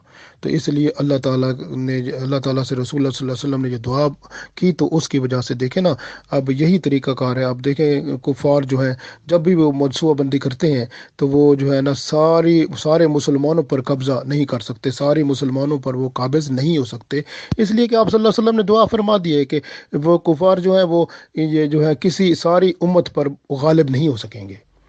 तो इसलिए मुसलमानों का मुखालिफ जो है, वो दुश्मन जो है, वो इन सब पर मुसल्लत नहीं हो सकेगा। थोड़े थोड़े मुल्कों पर आपने देखा है इनका तसल्लुत होता है, फिर वो बाकी कुछ अलहदा हो जाते हैं, इस तरह से सिलसिला चलता है। तो ये आप सल्लल्लाहु अलैहि वसल्लम की दुआ ये भी कबूल हो गई। फिर आप सल्लल्लाहु अलैहि वसल्लम ने दुआ फरमाने लगे थे तो अल्लाह ताला ने रोक दिया। क्या दुआ फरमाने लगे थे? कि मेरी उम्मत आपस में जंग करके ना कत्ल गारत हो, इसका यानी आपस में जंग ना लड़े। तो ये जो है दुआ करने से पहले, इस सवाल करने से पहले ही आप सल्लल्लाहु अलैहि वसल्लम को रोक दिया गया। तिरमिज़ी शरीफ में हदीस मौजूद है। इस वजह से मुसलमान आपस में लड़ पड़ते हैं। आपने देखा है बाज़ मुसलमान मुल्कों की आपस में जंगें हो जाती हैं, बाज़ दो मुसलमान होते हैं, हत्ता कि सगे भाई भी होते हैं, वो भी आपस में लड़ पड़ते हैं। तो ये मुसलमान जो है आपस में लड़ाई जो इनकी है, ये अब ये आप सल्लल्लाहु अलैहि वसल्लम दुआ के लिए अर्ज़ करने लगे थे तो अल्लाह ताला ने रोक दिया, गोया ये आजमाइश है हमारी। तिरमिज़ी शरीफ में ये हदीस मौजूद है। तो ये जो है आजमाइश है हमारी। तो हदीस ये जो है तिरमिज़ी शरीफ में मौजूद है, और हज़रत खब्बाब बिन अर्त रज़ी अल्लाह ताला अन्हु इसके रावी हैं। तो अल्लाह ताला ने जो है अब हमें जो है यानी कि ये आजमाइश के तौर पर ये रखे कि हमारे में बंदे जो है अगर शरीयत के मुताबिक चलेंगे तो कोई गलती नहीं करेंगे, पीसफुल माहौल होगा, सुकून होगा, रहमत होगी, वरना प्रॉब्लम तो पैदा होगा। अभी मैं दोबारा वो आयत पढ़ता हूँ, सूरह अराफ की आयत नंबर 55। देखें दुआ को कैसे करना चाहिए। फरमाते हैं अल्लाह ताला, उदऊ रब्बकुम तदर्रुअन व खुफिया इन्नहु ला युहिब्बुल मुतदीन। अल्लाह ताला इरशाद फरमाते हैं सूरह अराफ की आयत नंबर 55 में कि अपने रब से गिड़गिड़ा कर और चुपके दुआ करो, बेशक अल्लाह ताला हद से तजावुज़ करने वालों को पसंद नहीं करता। तो अब ये जो है ना, इसमें आया है कि हद से तजावज़ करने वालों को अल्लाह पसंद नहीं करता। हद से तजावज़ का मतलब है कि अल्लाह ने हद कायम की है ना, उससे आगे बढ़ जाना। यानी अगर अल्लाह ने फरमाया झूठ ना बोलो, झूठ बोलना, हद से आगे निकलना है ना। अल्लाह ने फरमाया जिना ना करो, कर ले बंदा, तो फिर वो हद से बढ़ गया आगे। अल्लाह ताला ने फरमाया तू तोहमत ना लगा, बंदा लगाता है तो वो भी हद से बढ़ गया। अल्लाह ताला ने फरमाया तू जो है तो हराम ना खा, बंदा हराम खाता है तो वो भी हद से बढ़ गया। तो आप देखें, जो शख्स जानबूझकर कबीरा गुनाह करने वाला हो और सगीरा से बचने वाला ना हो, तो गोया वो हद से बढ़ने वाला है। जब वो बंदा हद से बढ़ता रहेगा तो उसकी दुआ कैसे कबूल होगी? इसी आयत में अल्लाह ने फरमाया जो सूरह अराफ की, उदऊ रब्बकुम तदर्रुअन व खुफिया, अल्लाह ताला से दुआ करो गिड़गिड़ा कर और चुपके। इन्नहु ला युहिब्बुल मुतदीन, बेशक अल्लाह ताला मोहब्बत नहीं रखता, पसंद नहीं करता उन लोगों को जो हद से बढ़ जाते हैं। गोया गुनाह करोगे तो फिर दुआएं कबूल नहीं होगी, अगर गुनाह नहीं करोगे तो फिर जाके कबूल होंगी दुआएं। तो इसलिए अल्लाह ने यह भी साथ फरमा दिया। इसलिए बंदे का खाना पीना, कपड़े वगैरह जो पहने हैं वो सब हलाल हो, कमाई हलाल हो, तब दुआ कबूल होगी, वरना दुआ कबूल नहीं होगी। हज़रत अबू सईद खुदरी राज़ी अल्लाह ताला अन्हो रिवायत करते हैं, और इसी हदीस को इबादा बिन सामित राज़ी अल्लाह ताला अन्हो भी रिवायत करते हैं कि रसूल पाक सल्लल्लाहु अलैहि वसल्लम ने इरशाद फरमाया कि बंदा अल्लाह ताला से जब कोई दुआ करता है जिसमें गुनाह ना हो, यानी दुआ में गुनाह ना हो, जैसे यानी कि रिश्ते नाते टूटने की दुआ ना हो, और उसे अल्लाह ताला फिर वो अल्लाह ताला उस दुआ को कबूल फरमाता है। यानी बंदा जो है बंदा जो दुआ अल्लाह ताला से करता है, फरमाया उसमें गुनाह ना हो, यानी गुनाह की दुआ ना हो कि बंदा बाज़ औक़ात गुनाहों की दुआ करता है, मेरा ये चोरी हो जाए, गुनाह हो जाए, बेहयाई हो जाए, गलत दुआ इस तरह की ना हो। دعا جس میں گناہ نہ ہو اور جس میں رشتہ ناطے ٹوٹنے کی دعا نہ ہو، تب اللہ تعالیٰ اس بندے کی دعا قبول ضرور فرماتا ہے۔ تو اس میں سے تین باتیں ہوتی ہیں، یا تو وہ دعا اسی وقت قبول کر لی جاتی ہے، یا اس دعا کو آخرت کے لیے ذخیرہ کر لیا جاتا ہے، یا پھر وہ دعا کوئی آنے والی مصیبت کو ٹال دیتی ہے۔ تو یہ تینوں میں سے ایک بات ہو جاتی ہے۔ تو یہ حدیث جو ہے یہ حضرت عبادہ بن صامت رضی اللہ تعالیٰ عنہ اور حضرت ابو سعید خدری رضی اللہ تعالیٰ عنہ دونوں سے مروی ہے۔ تو یہ گویا یہ ہے، لوگوں نے یہ سن کر کہا، یہ حدیث جاری ہے، اسی میں لوگوں نے یہ سن کر عرض کیا کہ یہ لوگوں سے مراد صحابہ کرام رضوان اللہ علیہم اجمعین نے، تو انہوں نے یہ سن کر عرض کیا کہ ہم کثرت سے پھر دعا مانگا کریں گے۔ تو پھر آپ صلی اللہ علیہ وسلم نے فرمایا پھر اللہ کے ہاں کیا کمی ہے؟ تو اللہ کے ہاں بہت ہے، آپ دعا کثرت سے مانگو، آپ اللہ تعالیٰ ضرور پوری کرے گا۔ اور یہ حدیث مسند احمد میں موجود ہے۔ حضرت ابو ہریرہ رضی اللہ تعالیٰ نے فرمایا کہ اللہ کے رسول صلی اللہ علیہ وسلم ارشاد فرماتے ہیں کہ جب تک کوئی شخص دعا میں جلدی نہ کرے اس کی دعا ضرور قبول ہوتی ہے۔ موطا امام مالک میں یہ ہے کہ دعا جو ہے اس میں جلدی کرنے کا مطلب کوئی غیر شرعی بات نہ ہو، ناجائز کام نہ ہو، اور دعا میں پوری توجہ کرے، غفلت نہ کرے، تو اللہ تعالیٰ اس دعا کو ضرور قبول فرماتا ہے۔ تو روزے دار کی دعا افطار کے وقت ضرور قبول ہوتی ہے، یہ بھی ذہن میں رکھنا چاہیے، اس کا بڑی حدیثوں میں ذکر آتا ہے۔ حضرت عبداللہ بن عمر رضی اللہ تعالیٰ عنہ افطار کے وقت اپنے گھر والوں کو اور اپنے بچوں کو سب کو بلا لیتے تھے اور بڑی دعائیں کیا کرتے تھے۔ ابو داؤد میں یہ حدیث موجود ہے۔ تین اشخاص کی دعا رد نہیں ہوتی۔ عادل بادشاہ کی دعا رد نہیں ہوتی، جو روزے دار شخص ہوتا ہے اس کی دعا رد نہیں ہوتی، مظلوم جو ہوتا ہے مظلوم کی دعا رد نہیں ہوتی، بلکہ اس کی دعا جو ہے وہ آسمان کے دروازے اس دعا کے لیے، اس کی بد دعا جو جاتی ہے آسمان کے دروازے کھلتے جاتے ہیں اور ڈائریکٹ وہ اللہ تک پہنچتی ہے، اور پھر اللہ فرماتا ہے میں تیری ضرور مدد کروں گا، گو میں دیر سے مدد کروں لیکن مدد تیری میں ضرور کروں گا۔ مظلوم کی مدد اللہ ضرور فرماتے ہیں، ساتھ یہ بھی فرماتے ہیں میں تیری مدد ضرور کروں گا چاہے میں دیر سے کروں۔ تو یہ حدیث جو ہے ترمذی شریف میں موجود ہے، نسائی میں موجود ہے، ابن ماجہ میں موجود ہے، 3 حدیث کی کتابوں میں یہ حدیث موجود ہے۔ تو اس کے علاوہ آپ دیکھیں کہ ماں باپ کی دعا بچوں کے حق میں قبول ہوتی ہے، اور مسافر کی دعا قبول ہوتی ہے، بیمار کی دعا قبول ہوتی ہے، اور مجاہد کی جو جہاد میں ہوتا ہے اس کی دعا قبول ہوتی ہے۔ تو دعائیں جو ہیں ضرور قبول ہوتی ہیں۔ جو آدمی ذکر الہی میں مصروف ہوتا ہے، یعنی اس کو دل میں اتنا چسکا، اتنی محبت بیٹھ گئی ہے کہ وہ بس عبادت میں ہی لگا ہوا ہے، نفل پڑھ رہا ہے، قرآن پاک کی تلاوت کر رہا ہے یا ذکر کر رہا ہے، اتنا منہمک ہو گیا ہے کہ اس کو دعا کرنے کا وقت ہی نہیں ملا، وہ اسی میں بیٹھا ہے، تو اللہ تعالیٰ اس بندے کو جتنے دعا کرتے ہیں سب سے زیادہ اجر عطا فرماتا ہے، بغیر مانگنے کے ہی اس کو دعاؤں اس کو سب کچھ مل جاتا ہے۔ تو یہ اس پر اللہ تعالیٰ کی کتنی رحمت ہو جاتی ہے۔ تو اللہ تعالیٰ سے ہم دعا کرتے ہیں کہ اللہ تعالیٰ ہم سب پر رحم فرمائے، اللہ تعالیٰ ہم سب پر کرم فرمائے، اور دعا جو ہے اس کو صحیح طرح کرنے کی توفیق عطا فرمائے۔ اور اللہ تعالیٰ جیسے ارشاد فرماتا ہے وَإِذَا سَأَلَكَ، اور جب میرے بندے تجھ سے سوال کریں، عبادی یعنی میرے بندے جب تجھ سے سوال کریں، انی میرے بارے میں، فَإِنِّي قریب، تو ان کو بتا دو کہ میں تو آپ لوگوں کے قریب ہی ہوں، اجیب دعوت الداعی، میں تو قبول کرتا ہوں، میں جواب دیتا ہوں، دعوت الداعی تمہاری دعاؤں کا، تمہاری باتوں کا، جب تم مجھ سے بلاتے ہو مجھے بات، اذا دعانی جب تم دعا کرتے ہو پکارتے ہو، میں تمہاری پکار کا جواب دیتا ہوں، دعا سنتا ہوں، اس کو قبول کرتا ہوں۔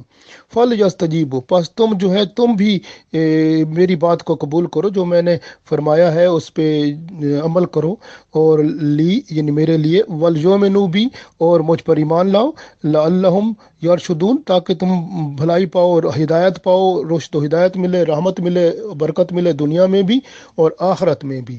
اللہ تعالی ہم سب کو یہ برکتیں، رحمتیں اور ہدایت عطا فرمائے، اور اللہ تعالی ہماری دعائیں قبول فرما کے حبیب پاک صلی اللہ علیہ وآلہ وسلم کے گروہ میں داخل فرما کے جنت الفردوس میں داخل فرمائے، آمین۔